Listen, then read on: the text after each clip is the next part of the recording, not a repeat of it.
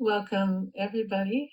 It's wonderful to have you join us for this information session about compassion inquiry.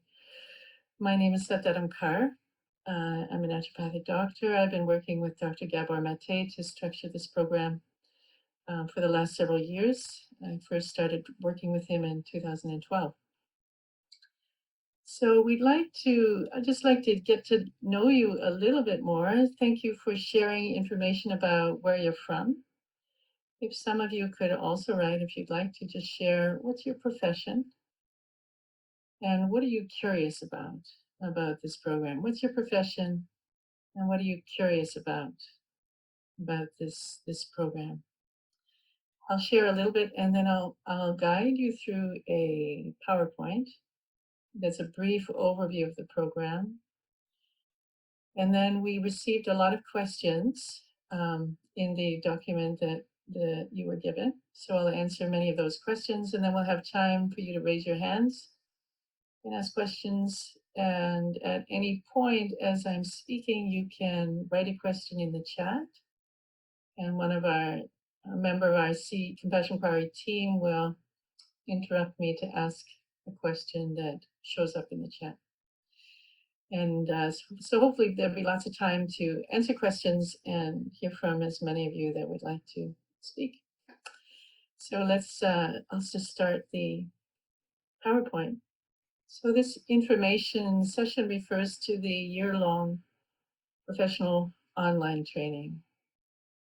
And first, just a little bit about Compassion Inquiry. It was developed by Dr. Gabor Maté, as all of you know, and I helped him structure it so it could be a program that could be taught to train others.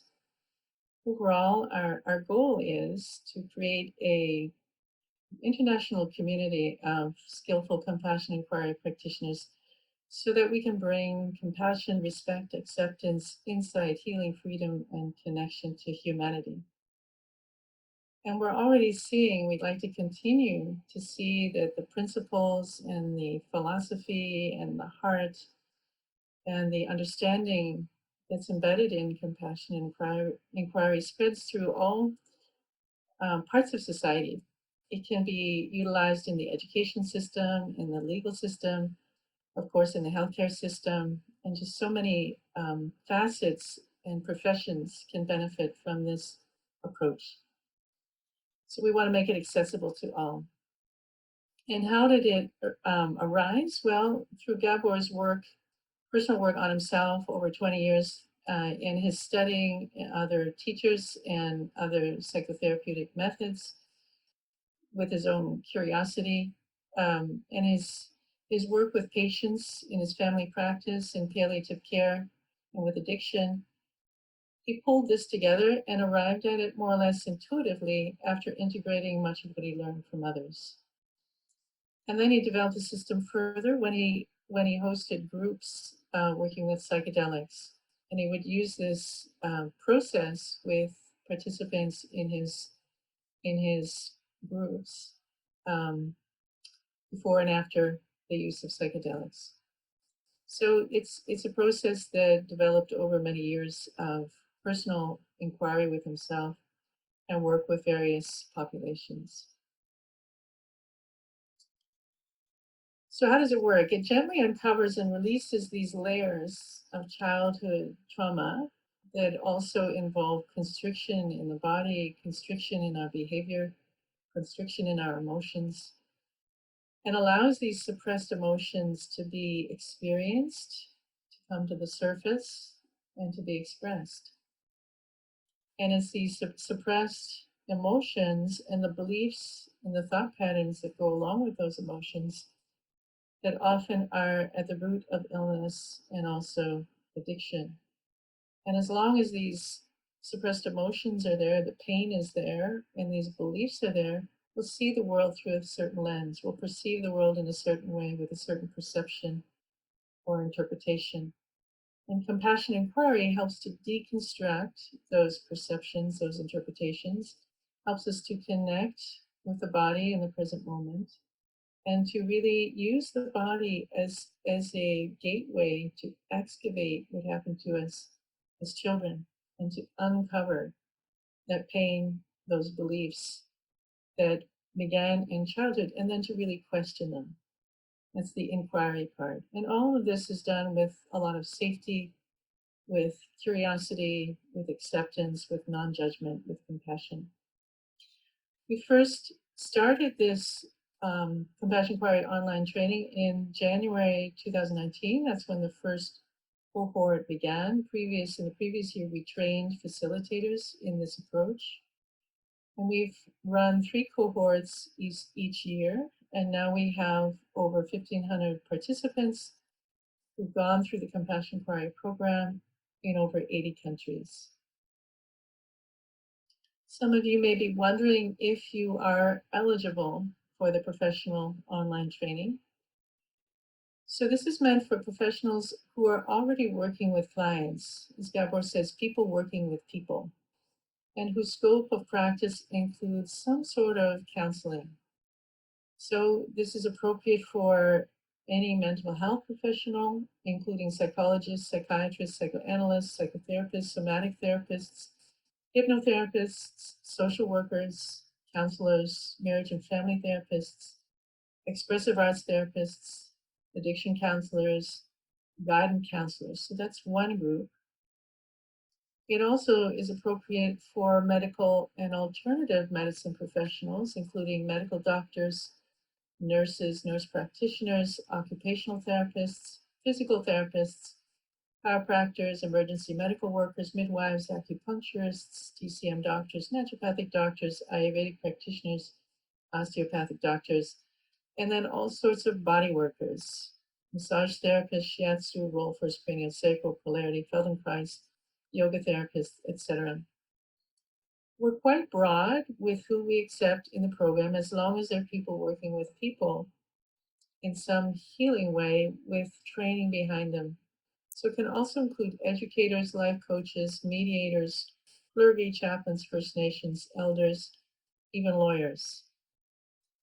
One thing that we insist is that while people are taking the Compassion Inquiry professional training, they're simultaneously in therapy with a therapist of their choice. There's a lot of emotional um, uh, material that comes up for people while they're in the training, and it's really important that each person in the training has that support. So at least once a month, they need to meet with their personal therapist or a Compassion Inquiry practitioner. It's also very good. Well, it's important that anyone taking the course has already done some work on themselves because it's very intense.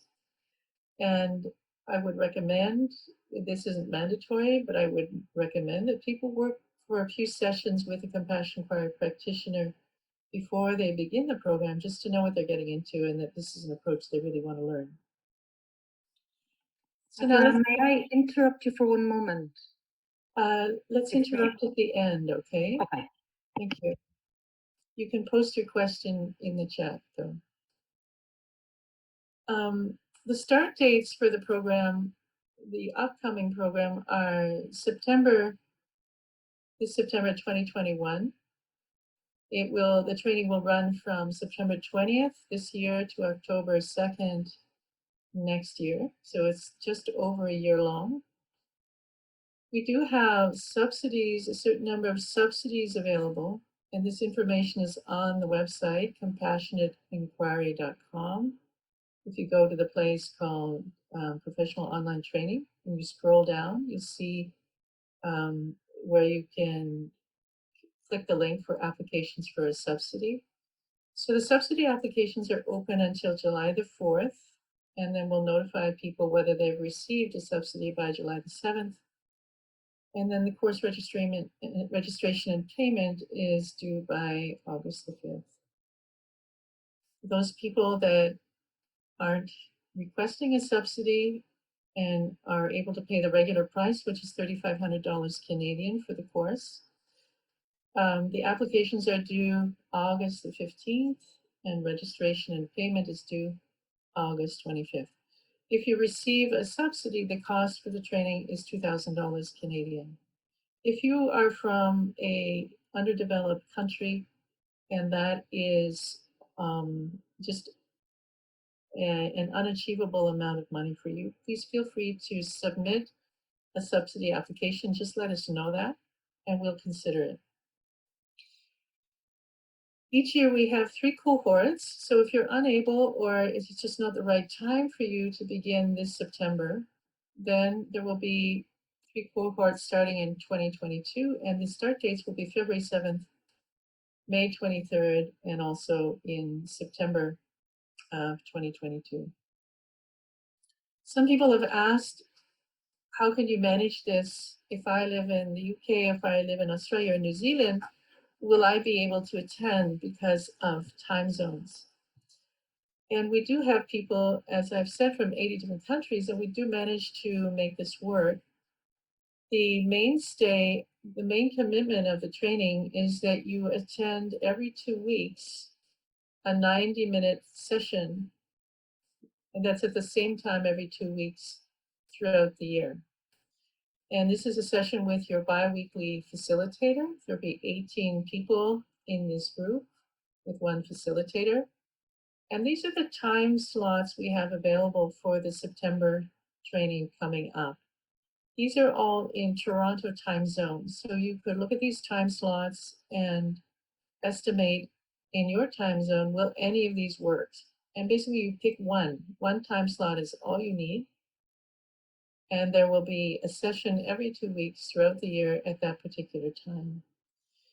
You must keep in mind also the time zone change in Canada, and this is where it gets a little tricky, because in spring and fall we change our clocks an hour back, an hour forward. So just look that up so you're aware that the time slot will change an hour at different times of year. We will have one time slot. This is the first time we're doing this, so it's on a Tuesday, 3 p.m. to 4:30 p.m. in Toronto time, for Black, Indigenous, and people of color. So if that's something that you feel drawn to attend, that particular group, it's run by Vimla Sara, who is of African descent, and it's to create safety and community in that population. So that's the first time we'll be offering that particular time slot for a particular group of people. We'll see how that goes. Now about the course components. So the Compassion Acquired training has 8 different modules, and we repeat or review those same modules 3 times over 54 weeks, one module every 2 weeks. But each time we look at those modules, we look at them from a different lens. We're exploring them in a fresh way, focusing on different aspects of the material in those modules. So the modules contain didactic material, which includes Gabor's teachings, videos, transcripts, and a PDF. And Gabor's teachings have been pulled from about 7 different 2-day Compassion Acquired workshops, and then consolidated and divided into themes, and a different theme per module. And as well as the videos from these various workshops have been organized to fit the particular module's theme. And there's transcripts of all the videos, plus there's a PDF that summarizes the information in that particular section. So there's a didactic material. Then there's another section in each module called Conversations with Gabor. And this is where he's working with one person at a time. So there may be 6 or 7 of these conversations in each module. Most of them have videos. Some of them are just written conversations. Those written conversations in each module are about 100 pages per module. It's quite a lot of information. There's a third component in each module, which is a practice section. And this is the how-to of CI. So we teach you how to do the particular skills, we call them skills and stepping stones, that are highlighted in that module based on observing the way Gabor works. And then in each module, there are 2 different PowerPoints. One is a summary of Gabor's teachings. The other is a summary of the practice section. And each module also has a review discussion video where I am speaking with another facilitator. We're talking about the module. So that's some of the course material, and then there are also quizzes on these Gabor's teachings and conversations in each of the modules. There's an optional meditation that I'm guiding. There are study and practice sections, questions. And we have a really detailed, exhausted, fantastic competency form, one competency form for each module. It helps you really grasp the skills, the stepping stones, and the qualities that are highlighted in that module. A recommended reading list, and then feedback forms. And then we have experiential components of the course. So here's what they are. And the experiential components, if you total up the number of hours per year of just these, it would be about 180 hours of experiential components. And then you add just reading through and listening to the course material, that adds up to about 240 hours with both together. So there are 27 of these facilitated bi-weekly meetings throughout the year. Each of them is 90 minutes every 2 weeks. Plus, to integrate and really learn what practically what the material that you're studying, you will practice with 2 other people each week, or 1 other person in a dyad or triad. And that'll either be 60 or 90 minutes once a week. 50 of those are required throughout the year, where you're practicing the skills that you're learning as though you're practicing with a client. And we just give you a little bit at a time so you really can integrate and add to your knowledge week by week. Then we have approximately once a month, 8 or 10 per year, a Zoom call with Gabor. This is another 90 minutes. It's always on a Thursday, once a month. But to adapt to different time zones so everyone can be included, it's either at 1 p.m. in the afternoon, Toronto time, or 3 p.m. in the afternoon, Toronto time, or 8:30 at night, Toronto time.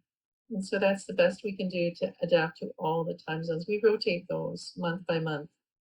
And there's 8 or 10 per year. And people submit questions for Gabor. And he responds to those questions, and he will work with some people individually during those Zoom calls. So that's your contact with Gabor on a almost monthly basis throughout the year.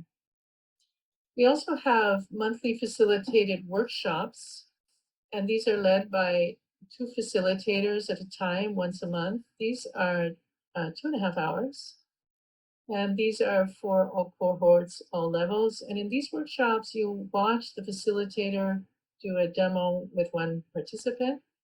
And you'll also watch the participants who are in the last part of the program, they're in the last third of the program. They'll be practicing compassion inquiry with a participant, and then the facilitators will give them feedback. So this is to really look at the nuts and bolts. How does compassion inquiry work one-on-one? And what's done well, what could be done differently. And it's a way to learn, just really learn by watching people work other than Gabor. We also have a monthly discussion group for people that are either 1/3 of the way through or 2/3 of the way through the program. We call these level 2 and level 3 of the program. And these are focused on each module. So there may be, up to a couple hundred people at a time could attend these monthly discussion groups.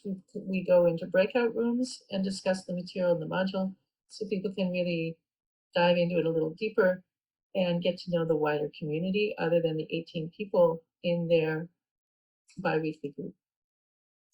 And then every second month, we invite a guest lecturer in. So Gabor has really learned from a lot of teachers. So this year, so far, we have had a guest lecture on polyvagal theory. Deb Dana came and gave a guest lecture. We had a guest lecture on how to support someone with suicidal ideation. We had a guest lecture on the Hakomi method by a woman named Georgia Marvin. And we have many more guest lectures lined up for the future that just support the knowledge base of the program. These are the themes of the 8 modules. The first module deals with presence safety and attunement. The second with triggers, pain, shame. The third with trauma, disconnection, constriction. The fourth with attachment, adaptation, addiction. The fifth with children, family, and responsibility. Then memories, stories, beliefs.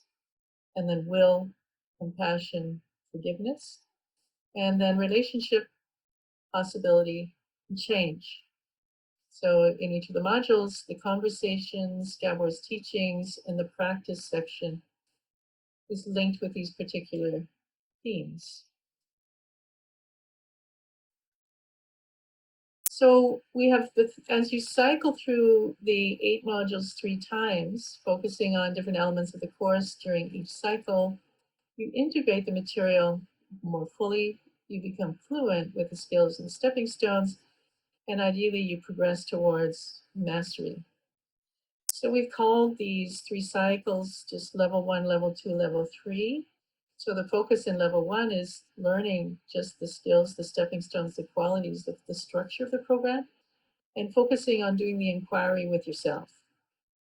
And that's 20 weeks long. It's a really deep dive into the reality you constructed because of your childhood circumstances, and excavating the emotions that have been suppressed. So it's very intense for people, that first level. Then we go through it again to build the skills. So level 1, you learn all the skills, but don't have a lot of time to practice them. So you focus on building those skills in level 2. And level 3 is focused on integration and mastery. We found that it took much longer than 1 year for people to really integrate all of the components of compassion inquiry and develop these qualities, skills, and stepping stones. And so rather than certifying people as practitioners at the end of the year, we found that it was necessary to create a second program called a mentorship program, where we mentor them by watching their videos and give them, the people, really individualized sessions to improve their skills in compassion inquiry. So after the first year, people can receive a certificate of course completion, and then they're invited to move forward if they would like to the mentorship program.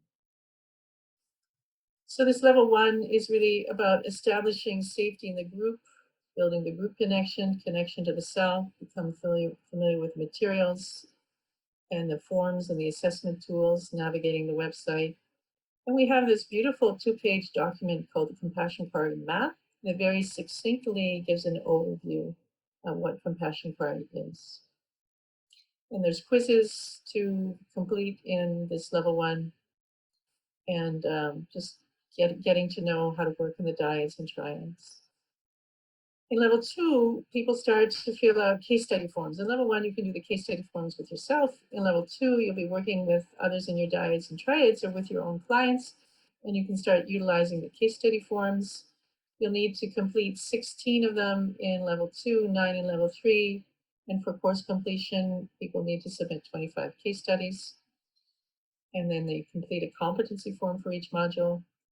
And then there's an opportunity in level 2 to submit a video for review in a group where we look at a lot of people's videos and can give them feedback on the process of compassion inquiry.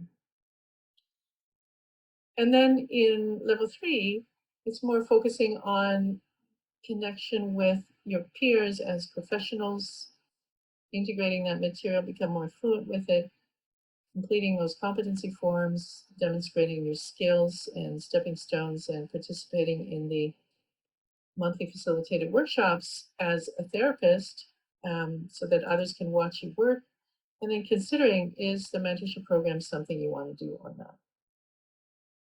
So here's a little bit more information about the bi-weekly online groups. So you meet for 27 sessions every 2 weeks with the same group at the same time, 18 people per group, plus 1 facilitator, and usually 2 interns who are supporting the group. And that group is divided into 3 smaller groups of 5 or 6 participants known as pods. And so as you begin the training, you'll work mostly with those 5 or 6 people for the first 3 or 4 months of the training. And then in level 2, you get a whole new pod. In level 3, you get a whole new pod. So by the end of the training, you work with all 18 people in your biweekly group. In those triads, you work for 60 to 90 minutes each week with 1 or 2 others. One of you is the therapist, one is the client, one is a witness. We have a feedback protocol that you'll utilize to provide feedback to one another, and that's how you learn. And we give you a really detailed practice guide for what to do in each of those sessions. We have a communication guideline and code of ethics just to support the work in the triads and the biweekly meetings so that we're all respectful to one another. For course completion, to receive that certificate of course completion at the end of the year, you would complete all 3 of these cycles of the 8 modules, read the PDFs, complete the quizzes, complete the viewing of the PowerPoints and the study and practice guide questions. You'll have to have 50 of these triad practice sessions of 60 to 90 minutes throughout the year, 25 case study forms, and in level 3, you do a practicum. So we give you about 20 minutes and you will practice CI in your biweekly group with another member of your biweekly group as the client. And then the facilitator will provide you with feedback on your practicum. Now, the mentorship program is 5 months long, so you can apply for this after completing the year-long training. It begins twice a year, either in March or September.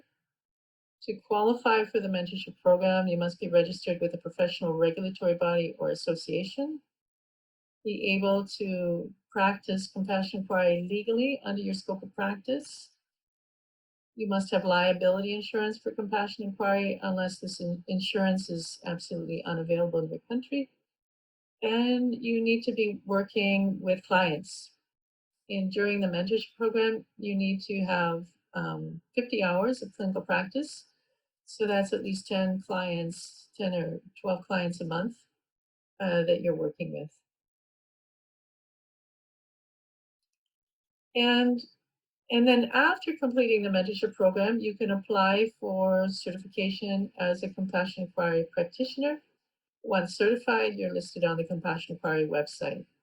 So in order to apply for certification, the candidate must have received a certificate of completion for the professional online training, complete at least one 5-month block of the mentorship program, be told that they're ready to apply for certification by their designated personal mentor, and they need to also have completed another 50 hours, so a total of 100 hours of clinical practice since the beginning of the mentorship. So 50 hours are required during the mentorship. Another 50 hours are required before applying for certification. Those 100 hours could be done in the mentorship, and then right after the mentorship, apply for certification, or you could wait another year, do those 50 hours through the next year, and then apply for certification a year later. And for certification, you submit one video that's up to 60 minutes to the certification team. You submit your liability insurance. You pay a certification review fee, which is $230 Canadian. And then you're listed on the CI as a CI practitioner on the CI website if you pass that certification review. We are really excited about the international community that we're building and continue to build. And this is a supportive community for people in the course and for people that complete the training. And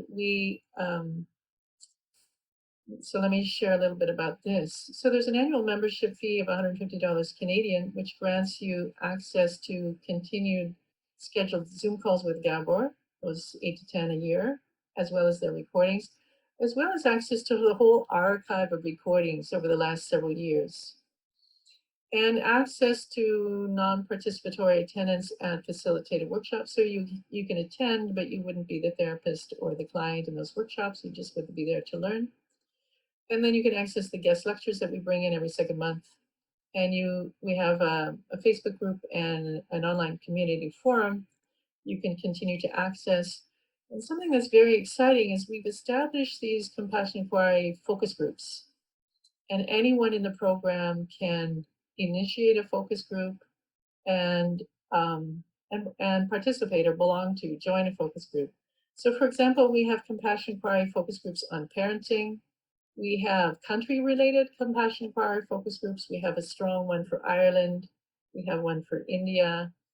We have compassion inquiry focus groups on suicide prevention support. And we're creating a model of what that might look like that could be then delivered in many countries in the world as a support system for people and their families and loved ones who have suicidal ideation. We have a focus group on a CI focus group for people who are working with psychedelics using compassion inquiry. We have another one for uh, children who people who were adopted as children. So you name it, there's a possible focus group for it, and it's another way to get this approach spread more widely in society. And then we invite those focus groups to network, with people we're in contact with, organizations we're in contact with, so that this whole system spreads over time. And I think that's all I have to share from this PowerPoint. So now we'll go back to the questions. So Mary, do you want to start by sharing some of the questions that were in the chat and I can answer them? Thank you so much. Yeah, hi everybody. I'm just going to pull them up here now. So the first one came from, I hope I say the name properly, Montesir. And it's, I am a control and instrumentation engineer and a theory practitioner at the same time.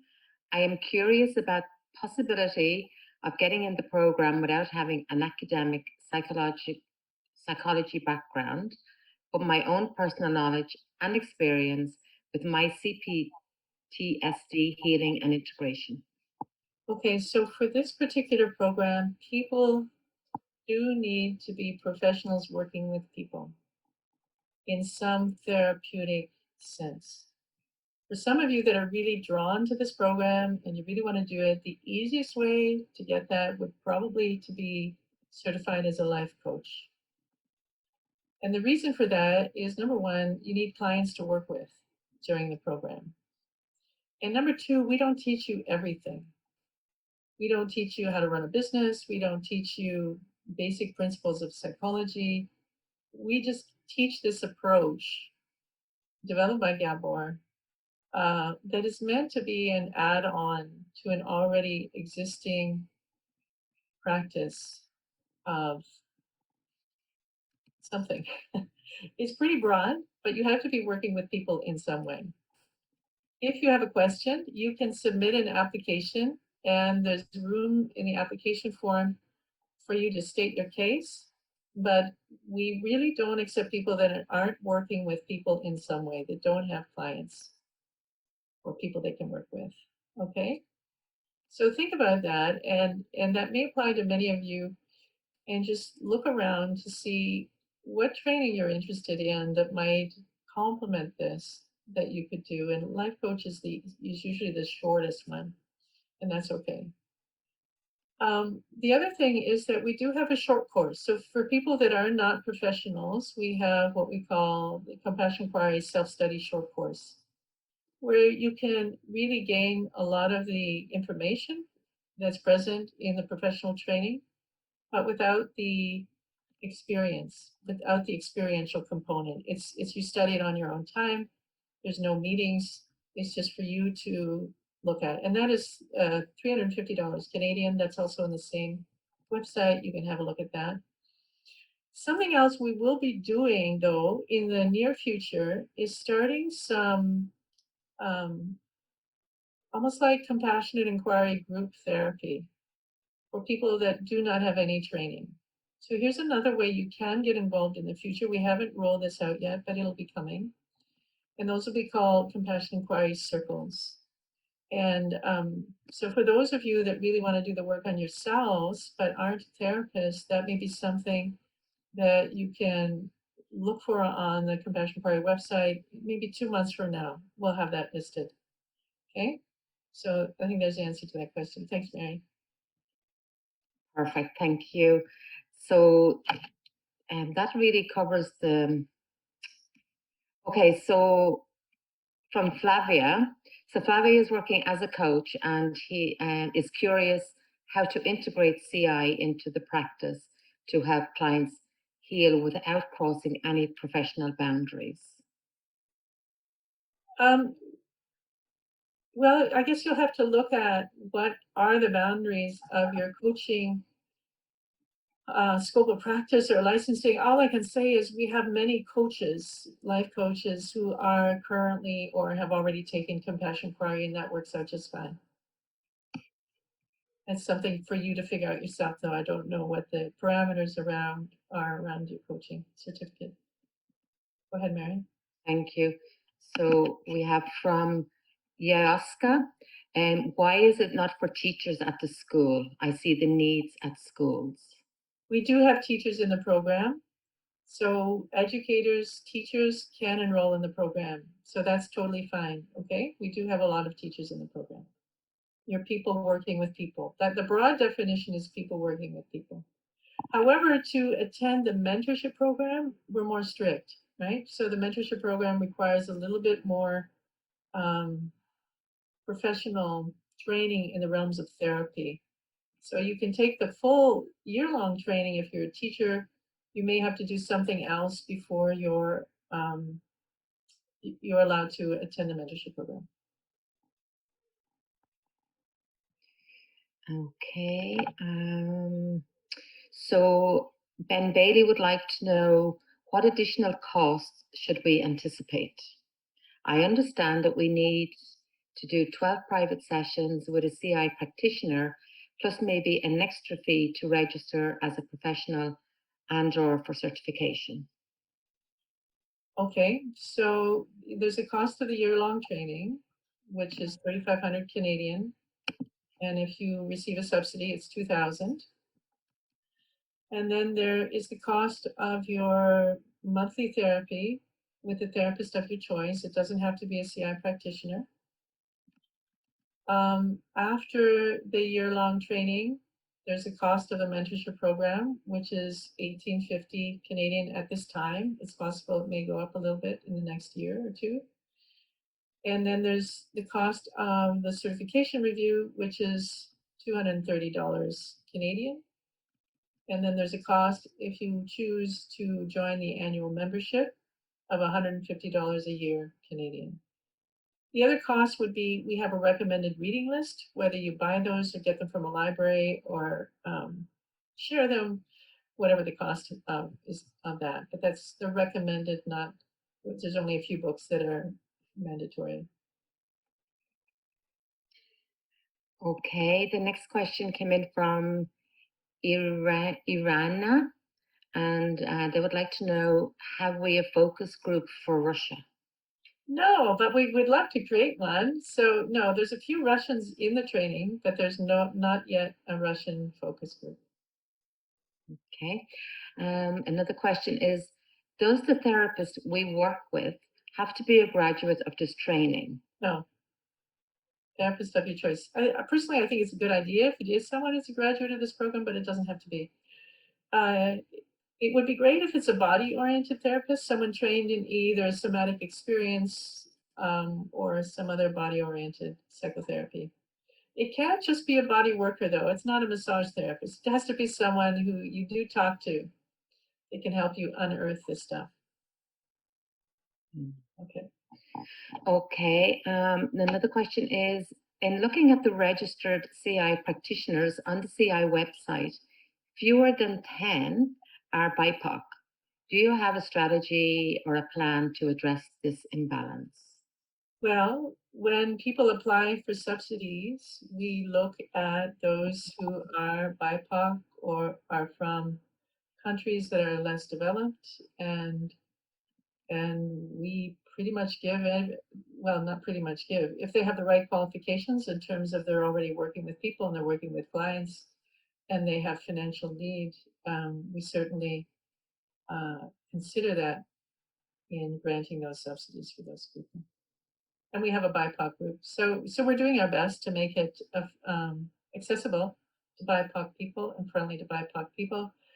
Some of our facilitators and some of our interns are Black or people of color. Okay, there's another one asking to know what is the criteria for admittance so that we can cover them in the letter of recommendation. Criteria for admittance. I think I spoke about that already, that you are working with clients, that you have some sort of training that allows you to work with people. And that's pretty much it. Mhm. What do you want to know in the letter of reference? In a letter of reference, just someone to tell us why you would be suitable for this program. It's very vague, just general. Somebody to tell us why you would be suitable for this program. Someone who knows you fairly well, who's a professional. Doesn't matter if they're a teacher, a dentist, uh, a lawyer, a psychotherapist, just someone who knows you.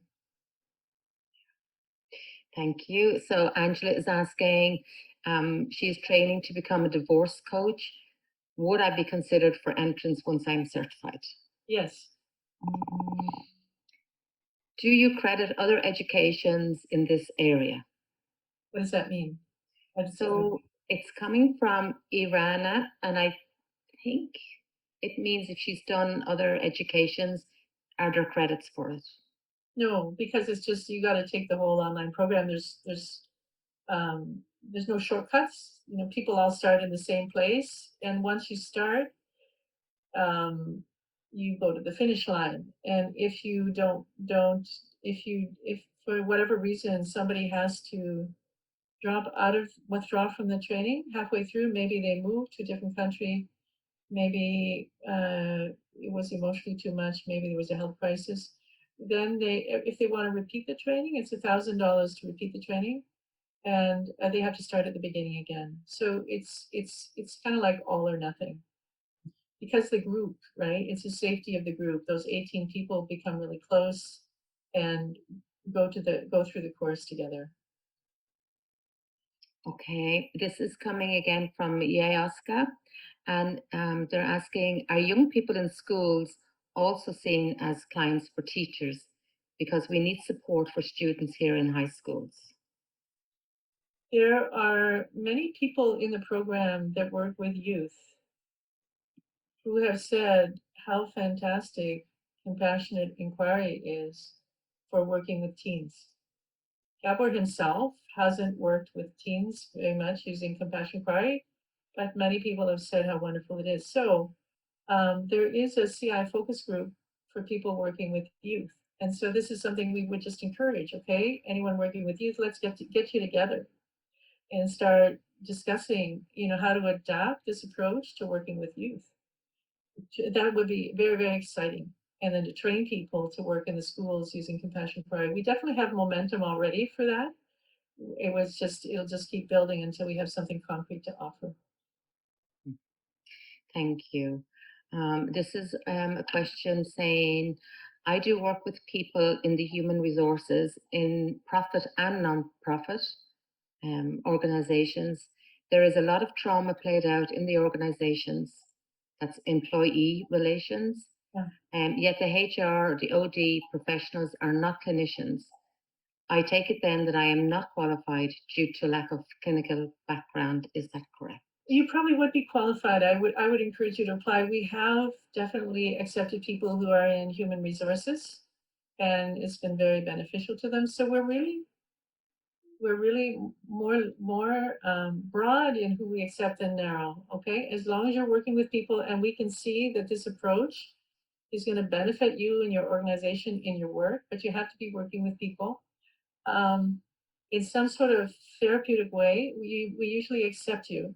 However, when it comes to mentorship and certification, that's where there may be a problem, because you need to have some psychotherapy training or licensing to be able to do this sort of counseling. But in terms of training you in the first year, yes, we would accept you for that. Kathy is asking, is it possible to take this course as a final year social worker student? She will spend 4 months of the final year working with clients. Yes, absolutely. We have people who are psychology students, social worker students in the program. That's fine. As long as we know that you're going to be working with people soon, we would accept you into the program. And you get that training. How many people will be accepted into the program? Each of the cohorts has so far had between about 150 and 270 people in the cohort, and then there's 18 people per biweekly group. However, for September, I imagine it'll be larger, and maybe between 250 and 350 is what we imagine at this moment in time. Matt is asking, what types of regulatory body associations do life coaches typically register with? The International Coaching Federation. Mm. Was the $150 membership for everyone that attends the year-long program or only for people in the mentorship program? Okay, it's after the year-long program, when you're finished. If you want to continue to attend the Zoom calls with Gabor, monthly facilitated workshops, CI focus groups, etc., guest lectures, that's what the $150 is for. You don't have to do it. We've made a decision in the last few months that you will retain access to the course materials, like the videos with Gabor, everything that's embedded in the course that I talked about earlier. You have that indefinitely. So you won't lose access to that. But the $150 is to gain access to the Zoom calls with Gabor and all the events that we host as part of Compassion Quarry. Are there continued education units for this training?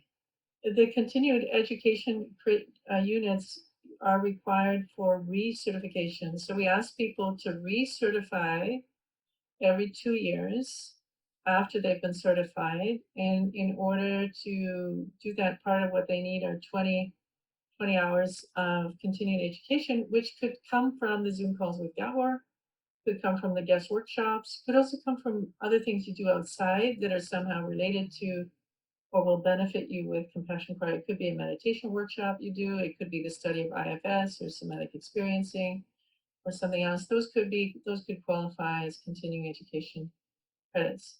So for recertification, every 2 years you submit another video, and you submit for the first 2 years you submit proof of 6 supervision or mentoring sessions a year, so we know that your work is being reviewed with somebody, and 20 continuing education credits hours every 2 years. I'll give you an easy one now. Do you have a focus group in Mexico? No. Um, However, however, the whole training is almost completely translated into Spanish. And starting in, I believe, February next year, we'll be offering Compassion Cry 100% in Spanish with Spanish-speaking facilities. and we do have a focus group in Spanish as well. We do have a Spanish focus group. Yeah. Okay. Another question is, I work with parents in my own course on conscious parenting. I am an educator and a teacher. I already love Dr. Gabor Maté and his work. I took his self-paced short course. Do you recommend me to apply?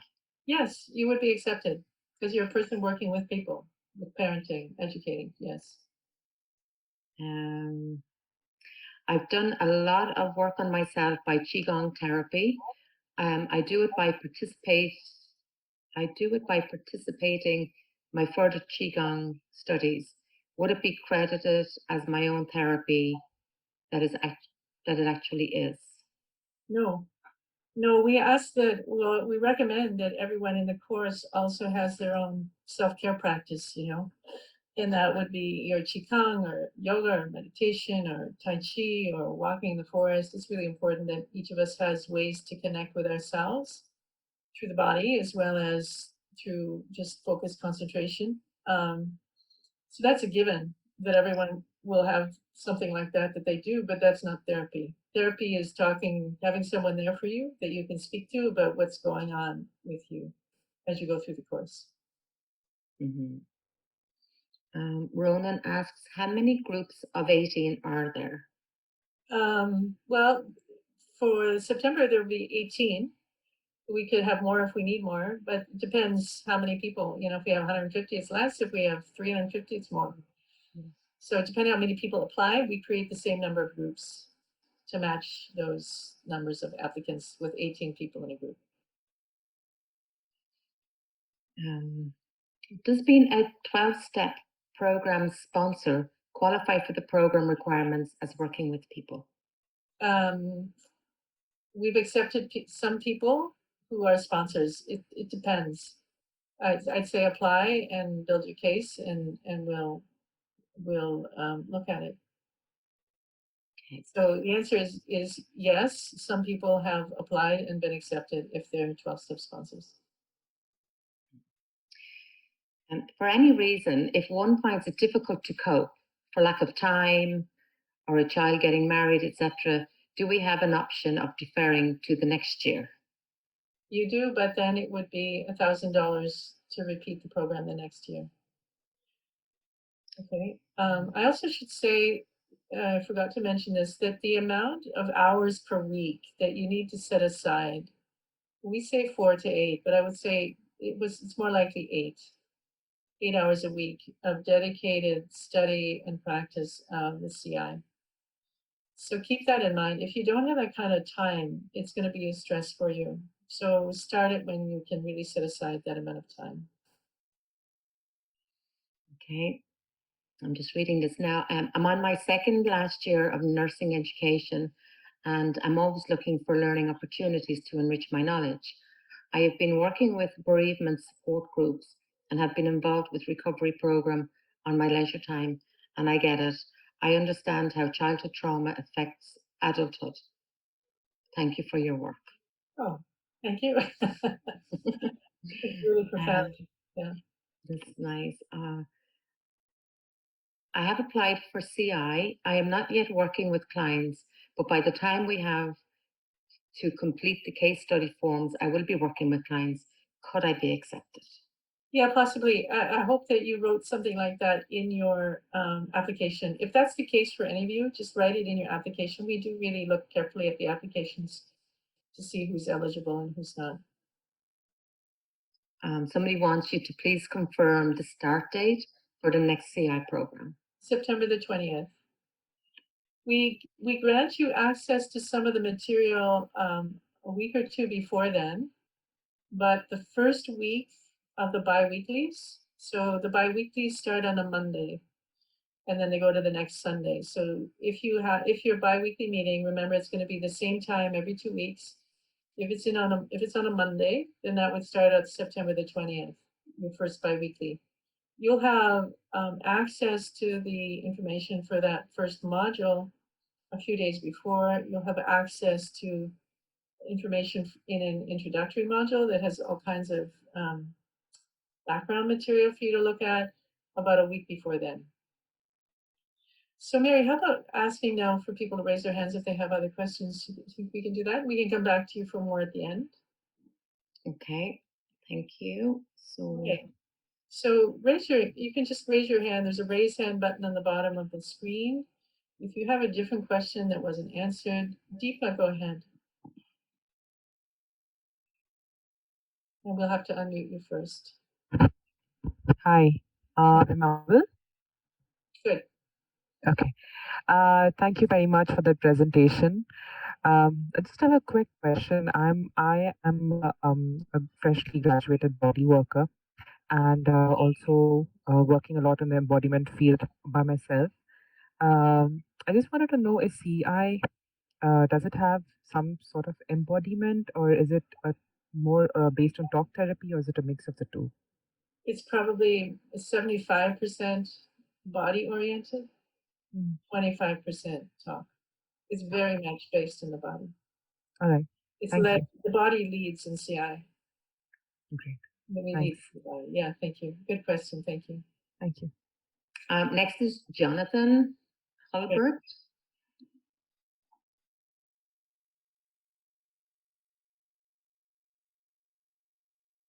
Jonathan, can you speak or no? Perfect. Can you hear me? Yeah.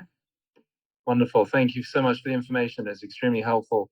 I apologize. I was wondering if it was possible to share the module with the 8 modules, the different course subjects again, that screen. I was just, I was trying to write fast, but I missed it. Yeah. If you go to the Compassion Inquiry website, there's a course outline in there, and you'll see those 8 modules as well as a breakdown of what's in those modules. Anirudh, if someone could post that in the chat, maybe Anirudh, if you could find that, sure. and get the link. We'll give you that link, and it'll give you even more than that. Okay. Thanks, Jonathan. Thanks so much. And next is Anne Evans. Anne Evans.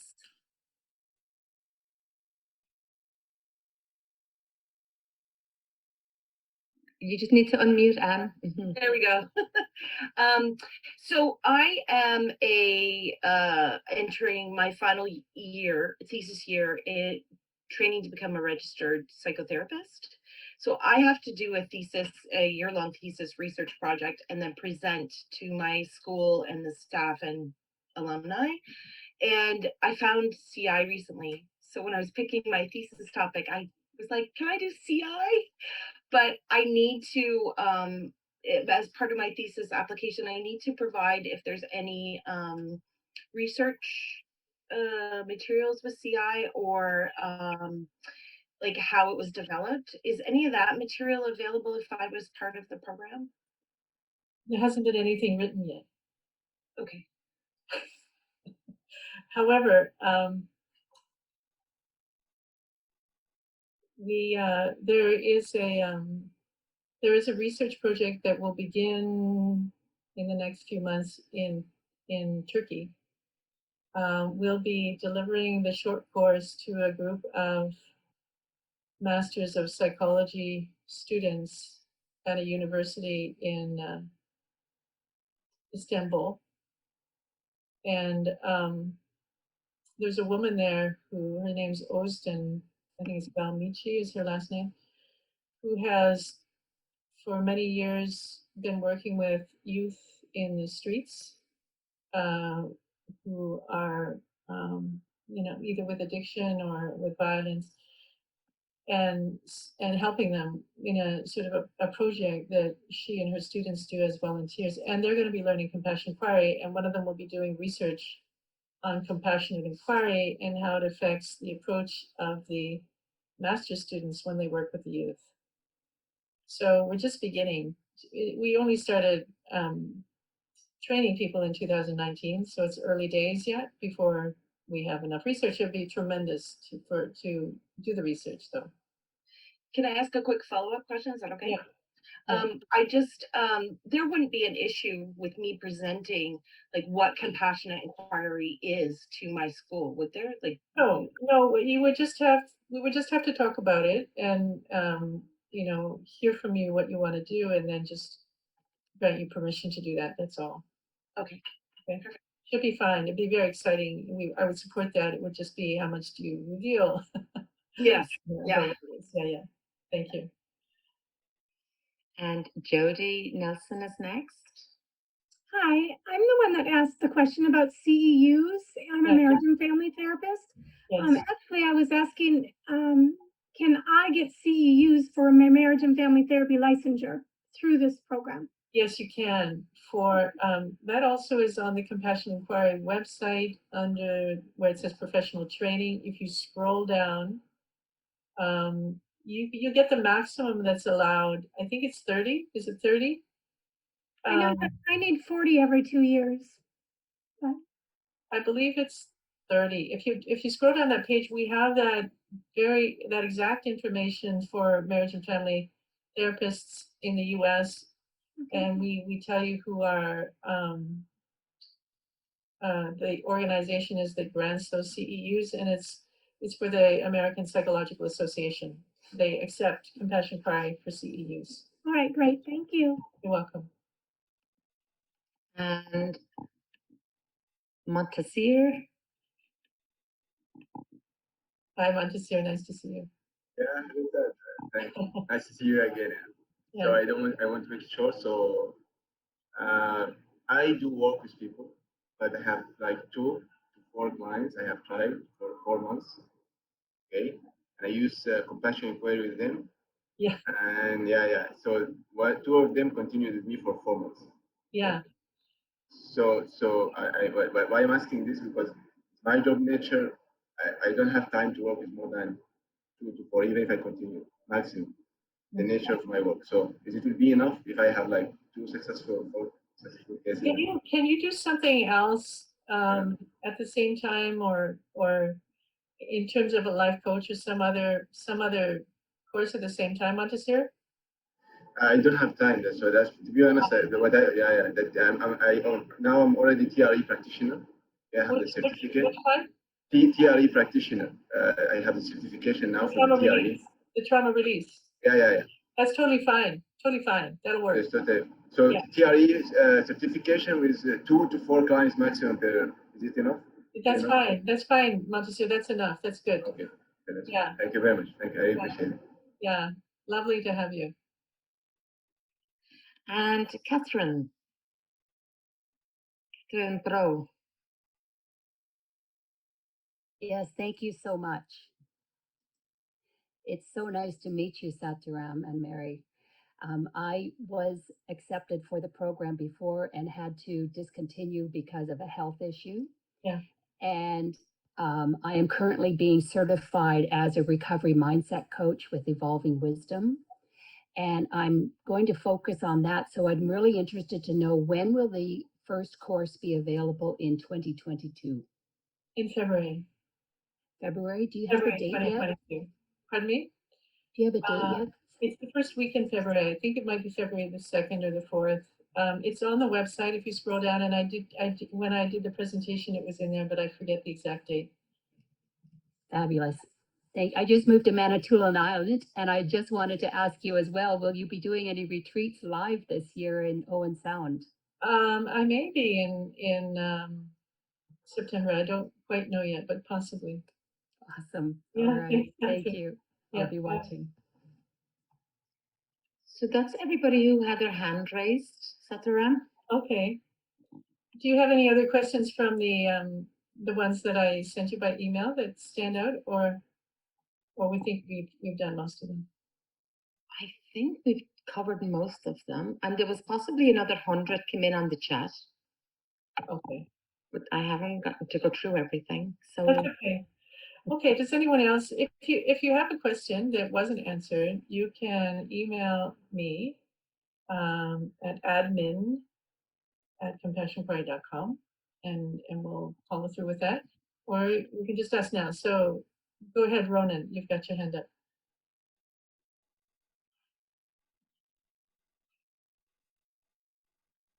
And we have to unmute Ronan.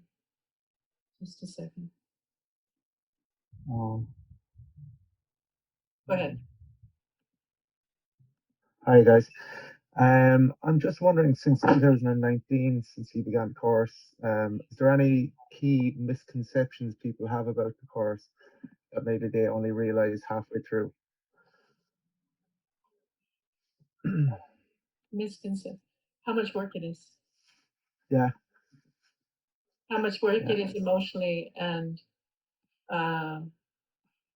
it's not a surface course. It's really digging deep. And some people thought they could just take this course and get another certification without realizing how deep it goes in terms of investigating what's inside each of us. Yeah. Brilliant. Thank you. I would say that's the Thank only one. The comments we're getting about the course are just over the top praise. for the most part, and people are just so grateful and so grateful about the community. Mary, why don't you share a little bit? You're in it, and Anirudh, you're in it. You could share a little bit about what's your experience. Oh, my experience was Yes, absolutely fantastic. I mean, I've been in different therapies before, but it was only when I came to CI that I really, because it goes so deep, but without having all the talk therapy, so you're really focusing in on what your body needs to say and releasing it on a much deeper level.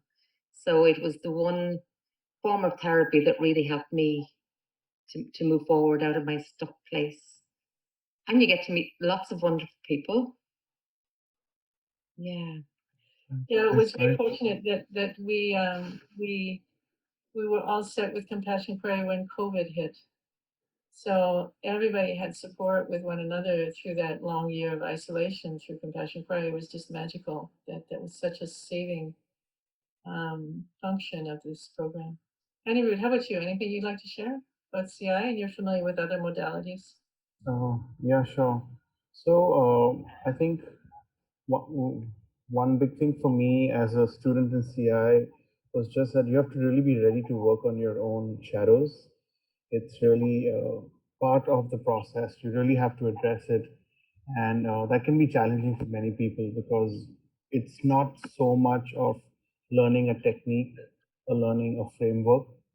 It's really applying everything that, Gabor and Sat Dharam are teaching onto yourself.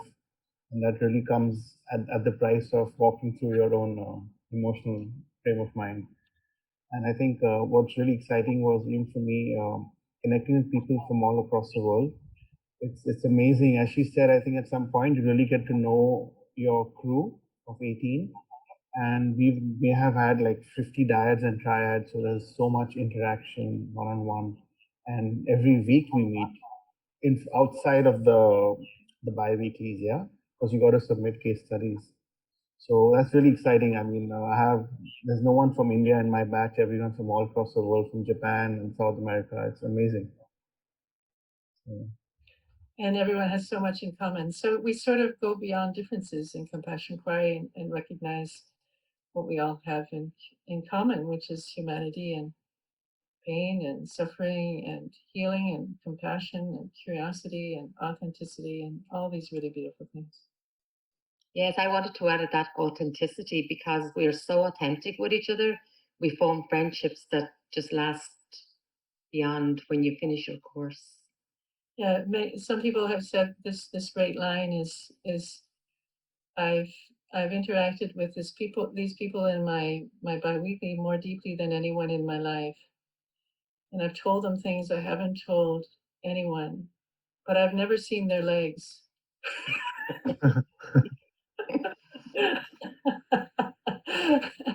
And that's sort of what it is. You have these deep, deep connections, but you don't know what they look like. Okay, any final questions from anybody? I just want to add that there are some people with their hands raised, but Julie asked a question in the chat that I think is related. And Okay. she's asking, does CI require for clients to be very aware? No, we work with the clients wherever they're at. Therapist has to be aware the client is just where the client is. Yeah, she was just worried that noticing that some clients are not able to know what's going on in their body or to connect to their Yeah. body. Yeah, and that's where we have to spend that extra time with them for a few sessions, training them, really, teaching them how to notice what's in the body. It's just a practice, a skill that develops over time. Francis was waiting to speak. Francis Franco. Thank you, Mary. Hello, everybody. I just want to get an idea of the time commitment on a weekly basis. I'm pursuing my PhD. Hopefully, I get accepted and admitted for the spring. And I just want to make sure that I'm not putting a lot in my plate, that I can successfully attend to both programs at the same time. Okay, so I would say 8 hours a week is what you can consider. And if you can't do 8 hours a week, I would say wait. Okay, perfect. Thank you. Thank you. Montasir, you want to ask a question?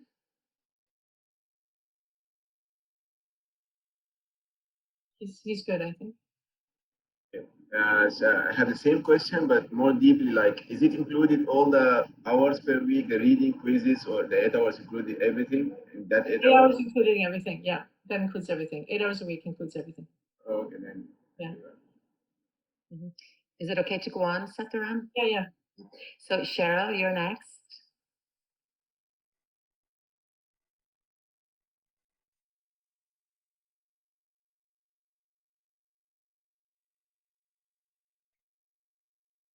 For the technicians, it's Cheryl Crowe. There we go. Sorry, Okay, I you was can, there you I was go. muted. Thanks, Mary. So I think this was touched on about a question before. Could you elaborate on the 75% body, 25% talking that you mentioned earlier, please?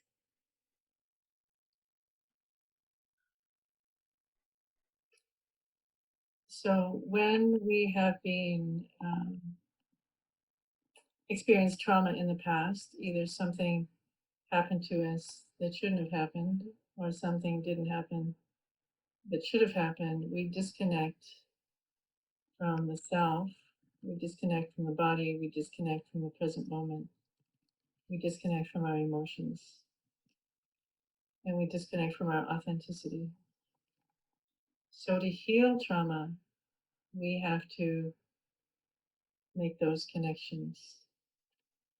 So constantly in compassion inquiry, because what we do when we're disconnected is we perpetuate a story, we go into our minds, and we hold on to some coping mechanism or strategy that's often cognitive, and we often are stubbornly holding on to that, want to believe it. So what we need to do to release the hold of that is come back into the present moment, and we do that repeatedly in compassion inquiry by paying attention to the body. What are the sensations right now in the body? What's the emotion you feel? What might that emotion like to express? Or we can come back just to noticing the breath, or we come back to paying attention to your hand on your knee, whatever it is. But that's how you come into the present moment. Otherwise, we're hijacked by the past, which keeps us in that traumatized state.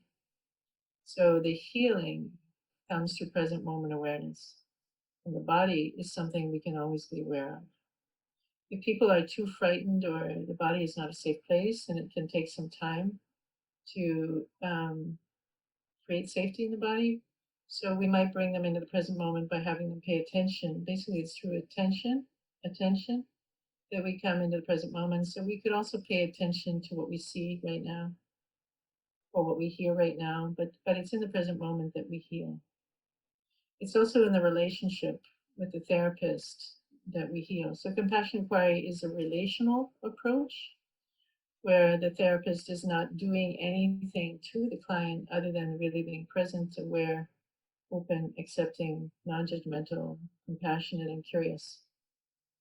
Compassion inquiry is led by the client. When we create that spaciousness to allow whatever wants to happen with the client, and we're present and aware, there's something in the client that starts to guide the client, and the therapist just has to be really attuned and perceptive and aware to kind of follow the client's lead and keep them in the present moment, and then just investigate, be curious about where it goes.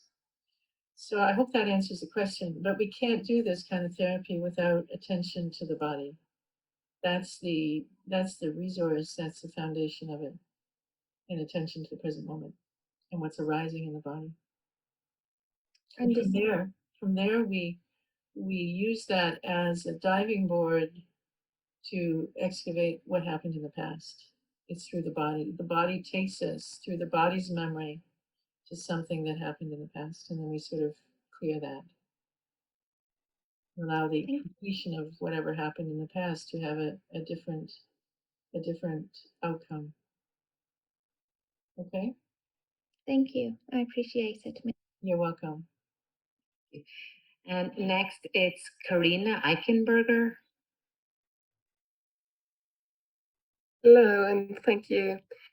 I wonder what are the differences between the CI work and the somatic experience, like Peter Levine is teaching it?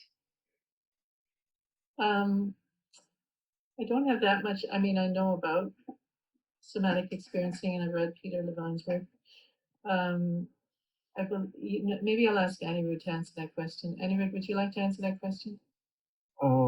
Yeah, sure, I can try. So I'm a somatic experiencing student as well. And what I can put it in a way that SE is a framework, is really a structured approach to how you would understand somatic experiences in the body based on emotions. But in CI, it's much more deeper than that. You're really looking at your own self. There's a lot of self work which SE may not necessarily take you in, because SE is a framework that you can apply to any kind of case, but it's not an approach in the sense. It's not really your own ability to understand yourself is very important in CI. In SC, you are of course required to. I would be wrong if I say you're not supposed to, but I think the requirements are quite surface level in terms of number of hours and what they would really consider as self-work. In CI, there's like 15 times more. And you're really going through a lot of, Gabor's lectures that really kind of even break some of the belief systems. SC is really around the physiology and the somatic work of the body. You learn a lot about the nervous system. It's a little bit more academic, It has a very different framework. But having done SE before I did CI helped me understand CI better and use it. So having a somatically trained background really helps you to use CI better. But they're very different in nature. I wouldn't say that they cross each other out or anything. They rather complement each other. Thank you. Okay, and Saskia Byrne. Hi. Thank you for all the information so far. I've been getting a little bit worried because in my practice, I work with people who have motivation problems. That's really broad because, well, motivation is vitality. So it's about a lot of things, but it's not about trauma specifically. And obviously, I do come across a lot of stuff that's caused by trauma, and I see there's a lot of need for working with trauma. And so I was just worried. Well, I can see I would probably be eligible for the year-long course, but would there be a problem for the if I wanted to go and do mentorship as well? That I'm not doing trauma work yet, but I want to do it with. No, that's okay. As long as you are some sort of licensed practitioner that can do counseling with people, you'll be able to go into the mentorship program. And compassion inquiry is not all about trauma, but much of illness is about trauma. And even motivation, someone who's stuck and not motivated, that certainly could be a traumatic imprint there. So it gets underneath everything, is what I would say. Compassion inquiry gets underneath everything. Whatever is blocking a person, when you start using compassion inquiry, it'll come to the surface. Okay, wait, and now you're saying licensed, and I'm not a licensed clinical psychologist. To be a licensed in the Netherlands like that could take you half a lifetime. What are you licensed in? I don't know really. I just have my practice. Okay. And well, take a look on the Compassion Inquiry website. There's one of the tabs is on the mentorship program, and we list there what's required for you to enter the mentorship program. Anyway, if you want to put that link in, that would be helpful. Okay. Thanks, though. Okay, we have a few more people with their hands raised, but can I just ask for Carolina, who is concerned about the needed attention to the body and how this works with the virtual setting? Is it a limitation? Not at all. Not at all, because it's inquiry. So yeah, you're watching the client virtually, and you can't see their whole body. But we're constantly asking the client, "What are you noticing in your body right now? What do you feel?" And you look for subtle cues to see when that question is appropriate.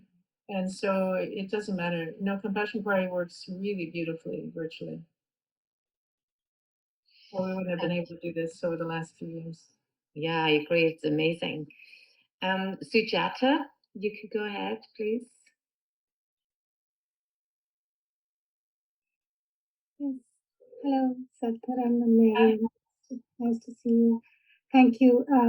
I just wanted to ask if the course content, the 1 year, so after the 1 year is over, would we still have access to it, or would we Yes. have to print out things?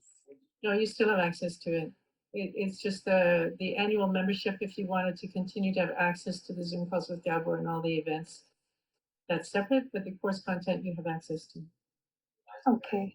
And yeah, yeah, that's all. I was also asking about virtually how it works, and I guess all the programs you've had have only been virtual, right? They've only been virtual, yeah. So obviously it works very well. It works really well, yeah. Thank you. Thank you. Thank you. And Natalia?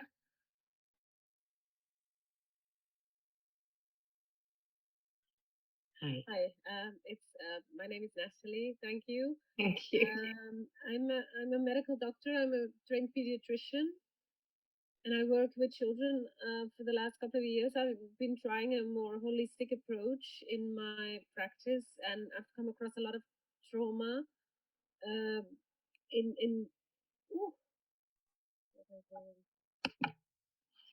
oh, excuse me, I've lost my. Hello, where are you? Yeah, we see you. I see you, Natalie. Okay, Just keep I don't typing. see you anymore. I'm Yeah. sorry, I don't see you anymore. Hello. Yeah, we can see you. You can just keep talking if that's okay. Okay. Anyway, my question was, I see that trauma can be indeed underlying a lot of problems and complaints, both in parents and in children. And I was wondering whether this course could give me a first baseline, like a training to how to deal with the children, but also with trauma from the parents that is seen in physical problems in their children, actually, because I think there is quite a link between those things. Absolutely, absolutely. It will help you tremendously, and absolutely you want to work with the whole family system, including the parents. Yeah, I've never had a family system training. This would be my first training in things in trauma. Great. Because I've never It had was the fantastic. Fantastic for you. This would be good. Fantastic. More than good. Okay, thank you. I just wanted to make sure. I live in Belgium. Is there any problem? Belgium, Europe? No. Is all for the time, because I can take 8 hours per week, but I cannot do that on set times during the nighttime or anything. So that's okay. You would pick a time slot probably that's earlier in the day. Yeah. And that'll stay steady through the year. Yeah, there's different time slots. Okay. Yeah. All right. Thank you very much. You're welcome. Thank you. And Montesir is back around.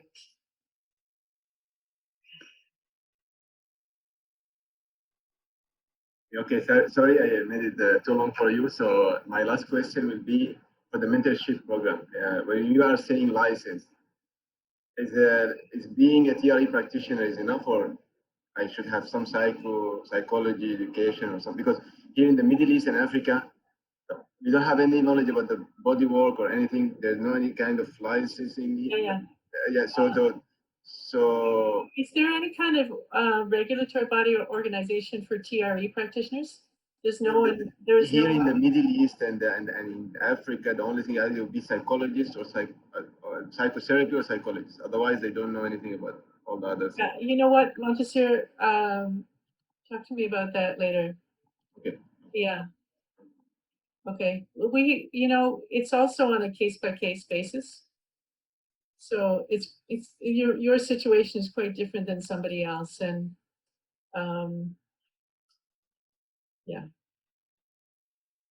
Yeah. Thanks. Okay. Anybody else? Yeah, we're gonna show just a short video of an introduction to the program.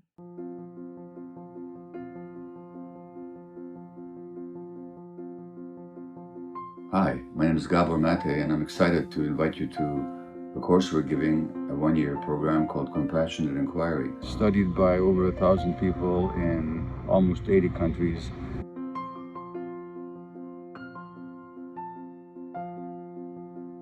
Working alongside me and working with you will also be my friend and colleague, Sat Dharam. Sadnam, hello. My name is Sat Dharam Kaur. I'm a naturopathic doctor and yoga instructor. I've been working with Dr. Gabor Maté since 2012, and in recent years I've supported him in structuring the compassionate inquiry approach. Compassionate inquiry is a way of looking at ourselves with acceptance and with curiosity to get at the reasons why we suffer the way we do.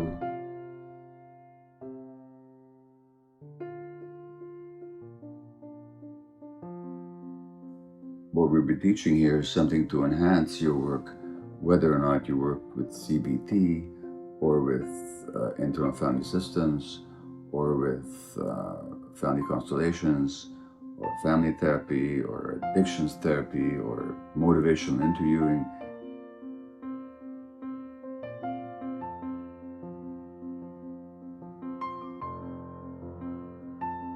You will be invited to join a peer group where you'll be practicing with one another, supporting each other, and learning from one another. As we take the teachings that we've been exposed to and that have inspired us, and we make it our own.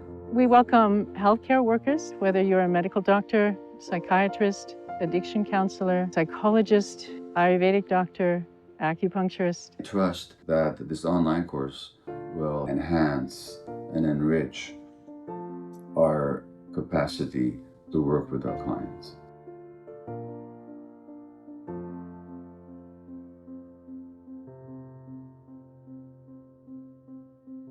Compassionate Inquiry has had a profound impact on my work with clients.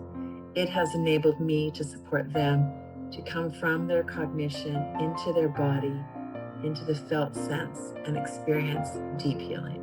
What I appreciate most about CI is how it beautifully cuts right through the noise and arrives gently at the heart of the matter. It has helped me understand my unconscious beliefs and patterns. Compassionate inquiry teaches us to come home to the body.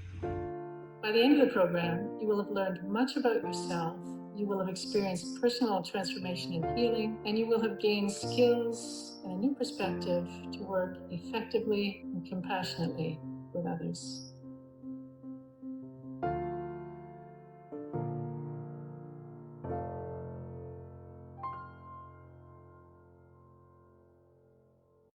I think we were going to stop at 2:30 my time, so it looks like we just made it.